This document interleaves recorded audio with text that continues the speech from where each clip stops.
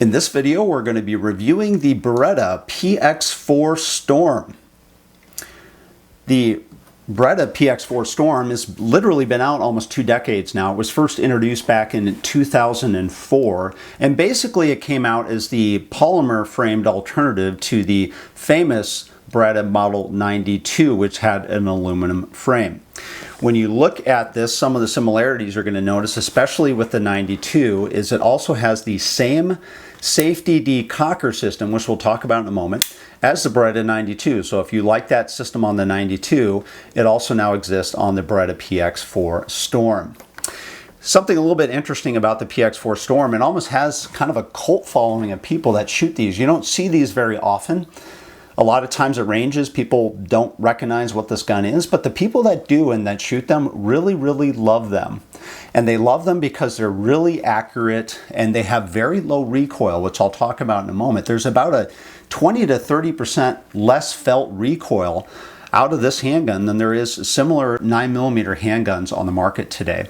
And that brings me to a story of why I'm reviewing this today. I had a friend of mine that, like a lot of people when they get a little bit older, is becoming more recoil sensitive, but he still wants to be able to shoot 9mm, but he wants to be able to do that comfortably. He also has an issue around concealed carry, especially with having one round in the chamber.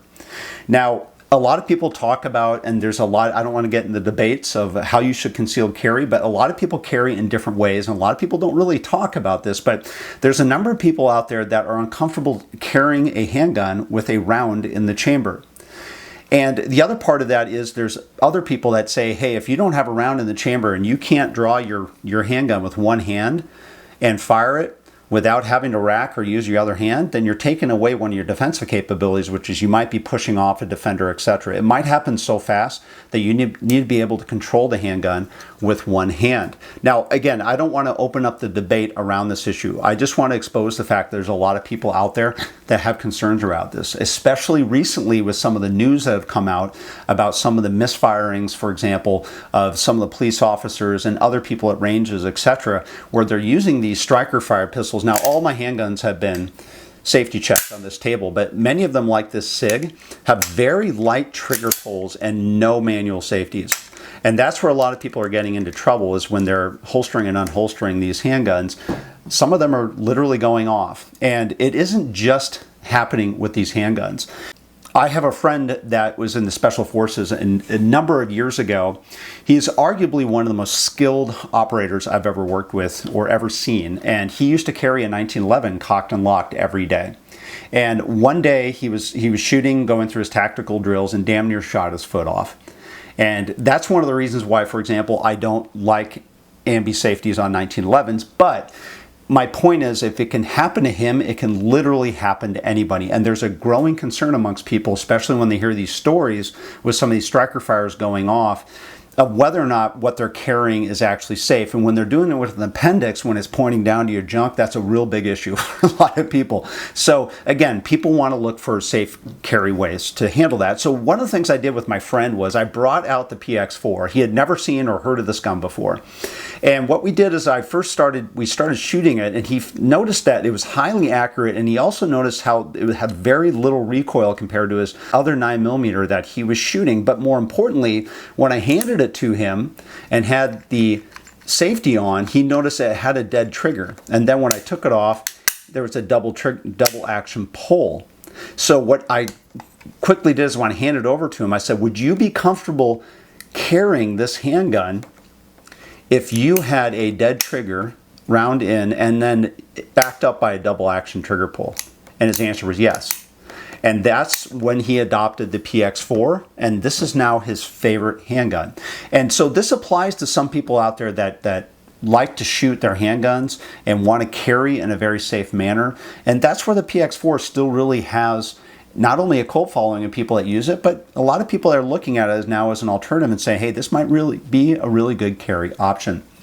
So first off, there are 2 different models. This is the full-size model. There's also a compact model as well. And then in addition to that, you're going to see different types of safety systems on here and decockers, because they're kind of one and the same. So in this case, we have what's called a Type F. And Type F means it's got a double single action, as well as the fact that when you decock the handgun, if you don't put the lever back up, it has a dead trigger. So this is your type F. Now the difference is with the type G, which is basically a double action, you still have the ability to decock, but when you decock, the cocking lever goes right back up. There's literally no manual safety. So when you see these two different types out there, the quickest way to check them is put the decocker down and see what happens. If you have a dead trigger, you have a type F. If the decocker goes back up, you have a type G. And there's other variants of this, for example, if it's got a bobbed hammer, etc. But those are the two most common ones that you're going to see. Which takes us to one of the biggest changes here, or biggest differences here, which is the barrel. So the PX4 is somewhat unique compared to other handguns because it doesn't use the traditional John Browning lock and lug system where the barrel pivots up. Instead, what you're going to see with the PX4 is it actually rotates within the slide. So if you look real carefully, when I cock this, you'll see that the barrel is rotating to the left. The rifling within the barrel is also a counterclockwise rifling. So as a result of this, it's got a very smooth and very light recoil system. Again, it's about a 20 to 30% difference in felt recoil with this system. And that's why it's so unique. And just real quickly to look at what this looks like internally, it's got takedown wings in the front. And then of course you can take the slide off forward. So again, it looks somewhat similar like a Glock operation until you get to the internals. And the internals you can see here on the barrel rotates and you got a little groove right here in the barrel. And then as a result of that, you got a lug and a spring here that come apart. Now some people will change out these springs and use a steel rod. I have a polymer. It seems to work fine. I've never had any problem with it. But what you do is you line up this lug into the barrel, and that's what makes it rotate as you operate the gun. So it's going to be a little tricky when you reassemble it because you got to get the lug just right and lined up. And then once you have that correct, you can reassemble it. And that's how you take it down. So that's one of the main differences you're going to see internally within this handgun that you wouldn't see, for example, on a Glock or other things of that nature. Now, as far as the trigger pull, one of the things I really do is I like this trigger. Now, if you shoot revolvers, you're used to a double action trigger pull. Now that happens every time on a revolver. In this case, it only happens once, and then you switch to a single action. Now on my Lyman gauge, the trigger pull on the PX4 comes in at around 8 pounds for double action, which is very good because most handguns will typically be in the range of about 8 to 11 pounds. So again, this should be very familiar to you. And then the single action trigger pull comes in right around 3.5 pounds on my Lyman gauge as well. So again, good trigger pulls, good break, and more importantly, it's very smooth, and that's one of the reasons why people really like these guns is the triggers. Now, as far as the options, as we talked about before, you have different types. You have the F, like you see here, the G, which basically has no manual safety. You also have the ability to change out the back straps. It's a little wonky when you do it because there's a little bar here that you have to pry up in order to remove the back strap. And in this case, you can, for example, put a large back strap. I have the small back strap on here. It's a little bit hidden because I've got my Glock wrap on here. The reason why I do that is it's a little wide on the web of the hand here. So if you've had that problem with Glock before, you know what I mean. So a lot of times what I like to do is put literally a tire tube wrap on here to make it more comfortable for me to shoot in that regard. But again, you have the ability to change out the back straps. The grips are actually kind of slick.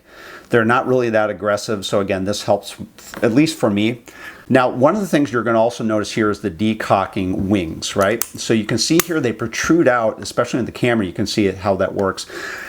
A lot of people used to gripe about the 92s or whatever, that if you're racking it, you're going to be able to push these decocks down, right? And then you basically have a dead trigger gun after you've racked it. Now, in all the years that I've fired the PX4 Storm, I've never had that problem.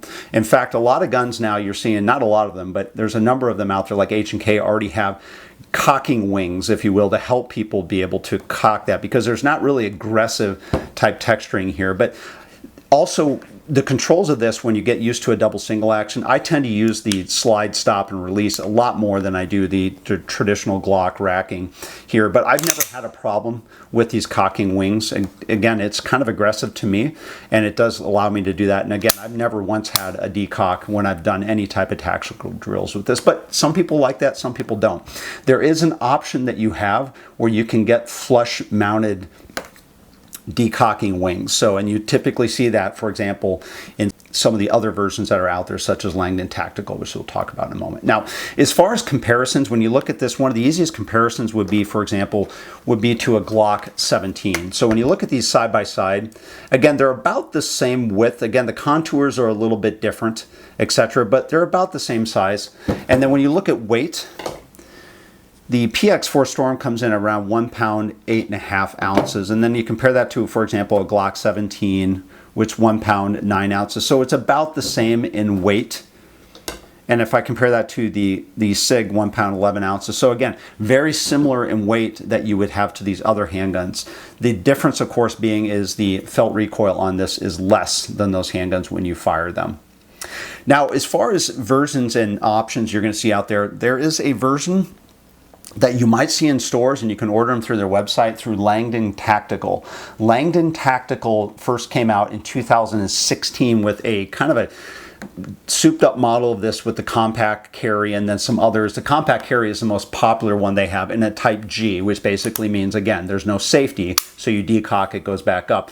And there's a number of improvements they made on here, such as a trigger job. They have upgraded sights, upgraded grips, spur hammers for the Ds and Fs with no safety, flush wings, things of that nature. If you've ever fired a Langdon Tactical, especially compact, these are very popular and people really like them, and they still carry them to this day. They're very popular amongst people that are very skilled shooters.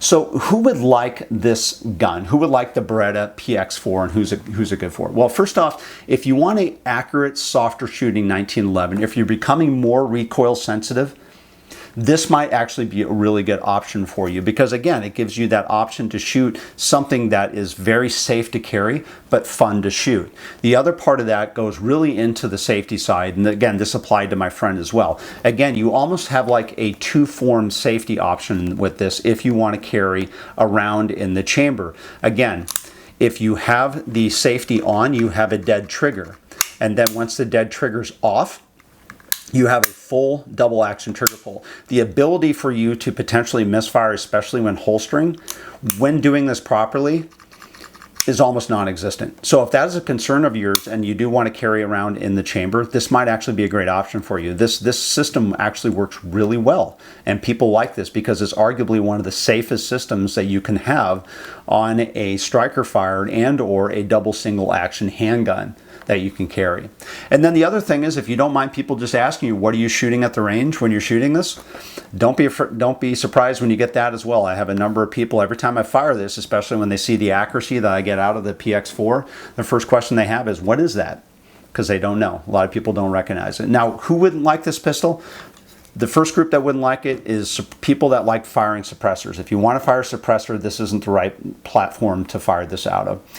And then the other part of that is if you're just one of those people that really only want a one trigger pull option. If you really like the striker fire, one trigger pull, one time, all the time, whether you have a manual safety or not, that's up to you. But if you like that and you prefer that, you probably wouldn't like this, because this is a little bit safer option. It takes a little bit more training to get used to a single double action system, as well as the fact that you've got a safety decocker system. But once you master that and get really good at it, the people that use these absolutely love them, and that's why there's a cult following still to this day around the Beretta PX4 Storm.